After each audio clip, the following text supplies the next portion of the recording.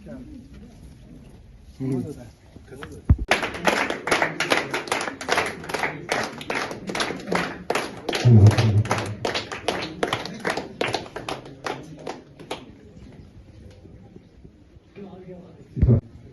Sports government degree college Kargil और new civil sports से हमारे अब्दुल हमीद सर और मेरे मोहम्मद अली ताइक्वांडो कोच शहरी कश्मीर जवारी and mister Parveen Kumar taekwondo coach और डियर स्टूडेंट्स, सबको सलाम मौजूद है।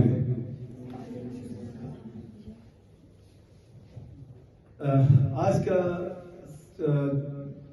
विकसित भारत का मनाने का जो लक्ष्य ये है सर कि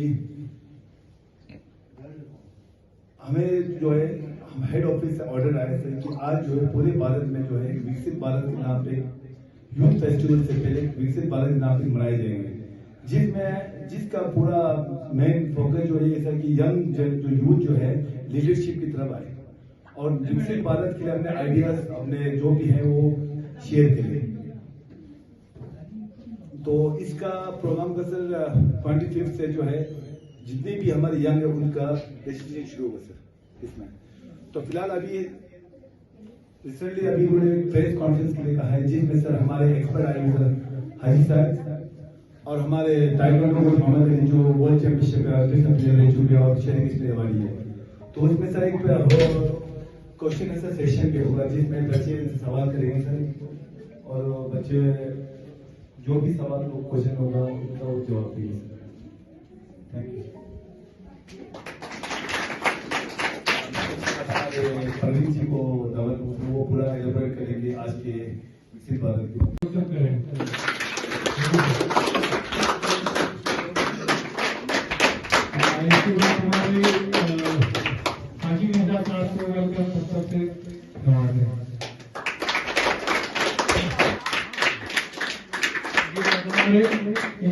अब्दुल हमीद सर जो एसएसओ कारगिल के रिप्रेजेंटेटिव हमारे सर इनके गेस्ट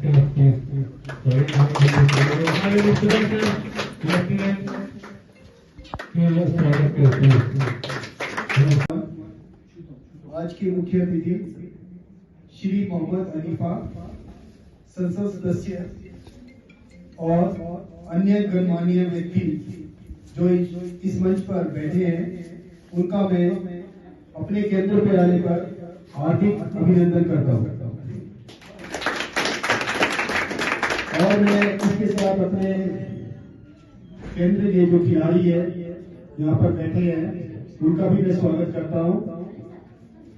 सर, ये जो नेशनल यूथ फेस्टिवल 2025 माननीय प्रधानमंत्री नरेंद्र मोदी द्वारा जो बनाया जा रहा है उसका मुख्य लक्ष्य है कि यूथ किस तरह से हमारे देश को आगे विकसित कर सकते हैं, भारत देश को विकसित कर सकते हैं।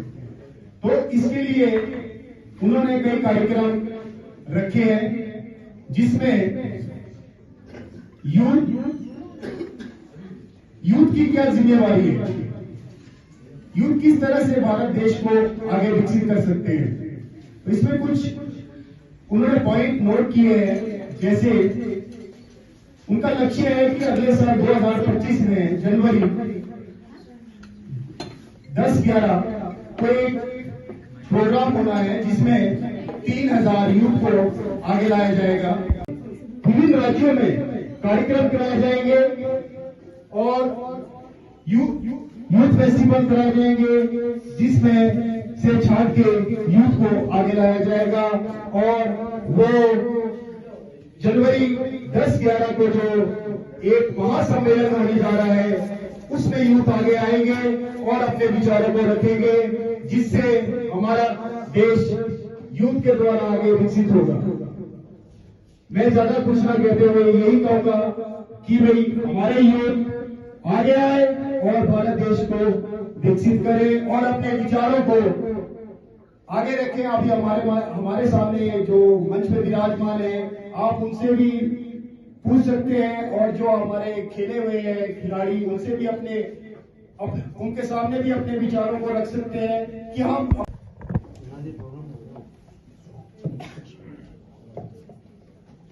Good afternoon sir. Sir training schedule और ट्रेनिंग डाइट क्या होनी चाहिए सर?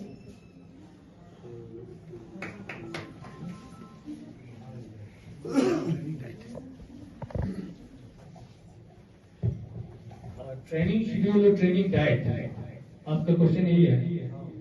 ट्रेनिंग शेड्यूल तो जैसे आपके कंसर्न गेम होगा, जैसे कि कोई कम्बैट गेम होगा, कोई टीम गेम होगा, वो डिफरेंट होता है। लेकिन कम्बैट में अपने गेम जैसे ताइक्वांडो के हमारे शेड्यूल जैसे मॉर्निंग इवनिंग का अलग अलग शेड्यूल होगा। मॉर्निंग में स्ट्रेंथ या कंडीशनिंग जो भी होगा, फिर हमारे जहाँ पे से चल रहा है कंडीशनिंग और स्ट्रेंथ मॉर्निंग में ज्यादा हम स्ट्रेस करते हैं, मतलब शेड्यूल में रखते हैं। तो इवनिंग में टेक्निक ये टेक्निक्स ये सारे कर देते हैं।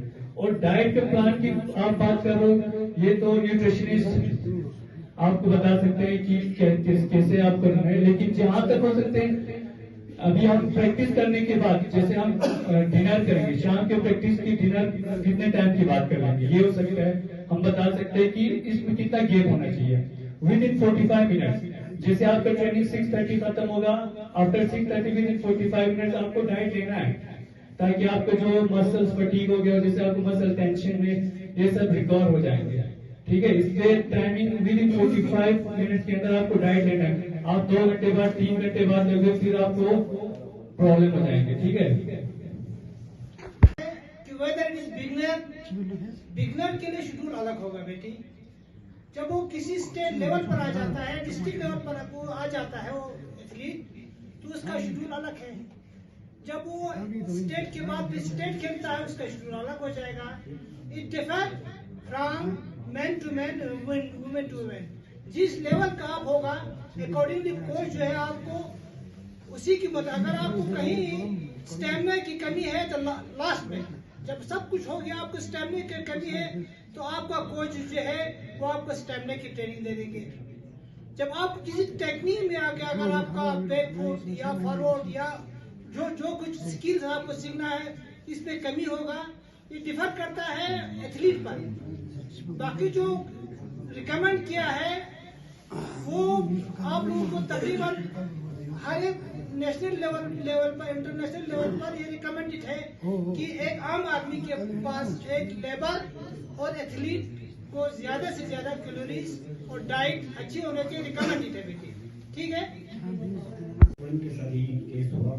बात अभी जो रिसेंटली हमने ये ऑर्डर हमने डीजीएससी से बात करके, जैसे हमारे एसएससी के कुछ बच्चियां यहाँ से किया है आरएससी के लिए, उनके लिए अलॉट किया है। अभी अंदर से स्कार्फ पहनना, इसके ऊपर कैप पहनना, और यहाँ से ये होते हैं, इसमें नहीं बाकी होते हैं, तो आप ये पहन सकते हैं।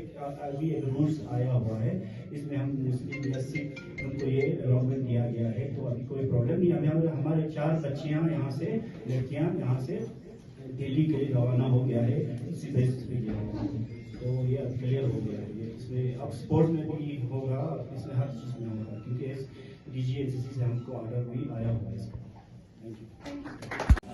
मुस्तफा लेफ्टिनेंट स्पोर्ट डायरेक्टर हमारे गवर्नमेंट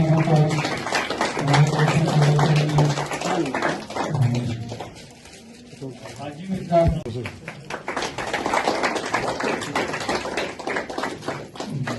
नासिर एसपी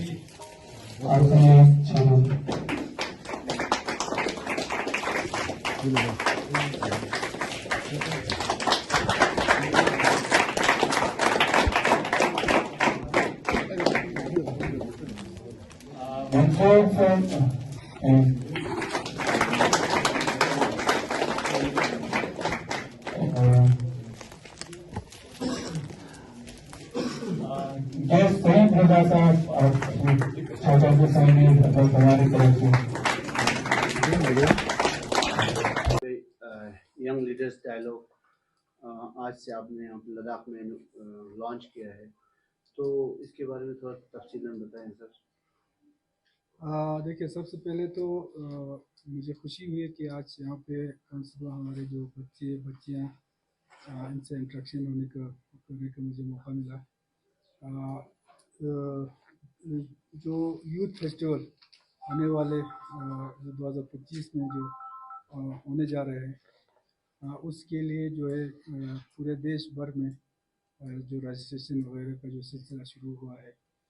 तो इसमें आप सबको पता है कि विकसित भारत के जिसमें हमारे ऑनरेबल प्राइम मिनिस्टर साहब भी जो यूथ से जो इंटरेक्शन करेंगे और यूथ जो है यूथ से जानना भी चाहेंगे और यूथ अपना जो है अपना व्यूज अपना सोच रखेंगे कि इस देश को हम कैसे आगे ले जाए और इसमें हमारे जो हमारे देश के जो नौजवान तबके हैं जो हमारे यूथ से उनका रोल क्या होगा और कितना होना चाहिए।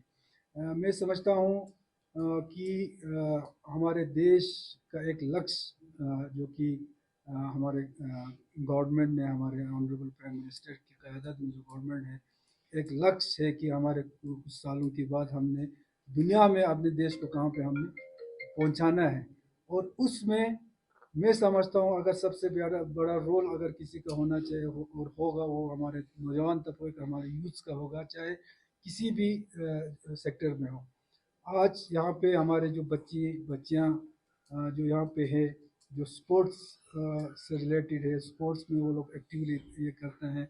बहुत खुशी हुई कि यहाँ पे बहुत सारे बच्चियों ने अपने जो स्पोर्ट्स को लेके अपने आगे जो हमारे देश के उसके लेके यहाँ पे काफ़ी डिस्कशन भी हुई। हमारे एक्सपर्ट्स ने उनके जो कुछ सवाल थे उनके सवाल के जवाब भी दिए हैं। तो मैं समझता हूँ न से ये तो देश भर के है और हमारे अपने अगर हम इलाके की बात करें, लद्दाख की बात करें, करगिल की बात करें, हमारा फ्यूचर हमारा मुस्तकबिल हमारे नौजवान तबके हमारे यूथ से, तो मैं समझता हूँ कि हमारा यूथ अगर हमारा देश का हमारे इलाके का हमारे लद्दाख का यूथ अगर मजबूत हो तो इस देश ये इलाका ये हमारे यूटी लद्दाख हो चाहे करगिल हो ये आगे जाने में कोई रोक नहीं सकता। तो मुझे पूरा उम्मीद है जिस तरह से आज के बच्चियाँ यहाँ पे हैं, इसके अलावा भी हमें पता है ख़ासकर पिछले कुछ सालों में हमारे करगिल के बच्चे लेह के बच्चे स्पोर्ट्स में जिस तरह के वो अपना एक तो इंटरेस्ट दिखा रहे हैं, इंटरेस्ट के साथ साथ मेहनत करके अपने इलाके का अपने लद्दाख का अपने देश के नाम रोशन करने में लगे हुए हैं। बेशक अभी ख़ासकर लद्दाख में स्पोर्ट्स सेक्टर में हमें बहुत कुछ करने को है, जैसे अभी बच्चियों ने भी काफ़ी यहाँ पे क्वेश्चन उठाया, यहाँ पे जो इंफ्रास्ट्रक्चर की बात हो उसमें भी बहुत काम करने की ज़रूरत है। लेकिन हमें पूरा यकीन है कि हमारे नौजवान तबके पर कि इस देश को इस इलाके को इस रीजन को आगे ले जाने में बहुत अच्छा रोल आने वाले सालों में वो निभाएंगे और यूथ अगर जब रोल निभाएंगे उसमें ये यकीन है कि वो देश जो है वो इलाका वो रीजन जो है वो तरक्की से पीछे बिल्कुल नहीं रहेंगे। हाजी साहब बात की सर स्पोर्ट्स में हमारे यहाँ पे पिछले कई सालों से स्पोर्ट्स अथॉरिटी ऑफ इंडिया का जो सेंटर बनने के लिए 500 करोड़ का ज़मीन दिया हुआ है सर, अलॉटेड है ऑलरेडी, तो उस पर अभी तक काम नहीं हो पा रहा है सर। तो आप इस चीज़ को किस तरह ये करेंगे? बिल्कुल, इस बात में मेरा मुलाकात आपके मैडम जो है वो ज्वाइंट डायरेक्टर एग्जीक्यूटिव डायरेक्टर उनसे मेरा घर पे मेरा मुलाकात हुई थी। उन्होंने ब्रीफली मुझे इस चीज़ में से आगाह किया। उसके बाद मेरा एलजी साहब से इस बात पे, क्योंकि ज़मीन तो अलॉट किया गया लेकिन उनको इंफ्रास्ट्रक्चर जो है वो इंफ्रास्ट्रक्चर हमने बनानी है, वो साई नहीं शायद इंफ्रास्ट्रक्चर में उनका कोई ज़्यादा वो रोल नहीं रहता है। तो इस चीज़ पे इंशाल्लाह मैंने एलजी साहब से भी मैंने बात की है और इंशाल्लाह आने वाले दिनों में जब भी मुझे टाइम मिला मैं आपका जो मैडम ने मुझे रिक्वेस्ट किया था कि एलजी साहब के साथ मेरा और उनका एक मीटिंग फिक्स करके इस पे एक आगे जो भी वो बनेगा उस पर बातचीत हो, तो इंशाल्लाह मैडम और हम एक अलग से इसी मुद्दे के ऊपर जो है एलजी साहब और एडवाइज़र साहब उनके साथ एक मीटिंग करके आने वाले सालों में बहुत जितना जल्दी हो सके हम फेज वाइज जो है उस पर इंफ्रास्ट्रक्चर काम जो है हम जल्दी शुरू करेंगे।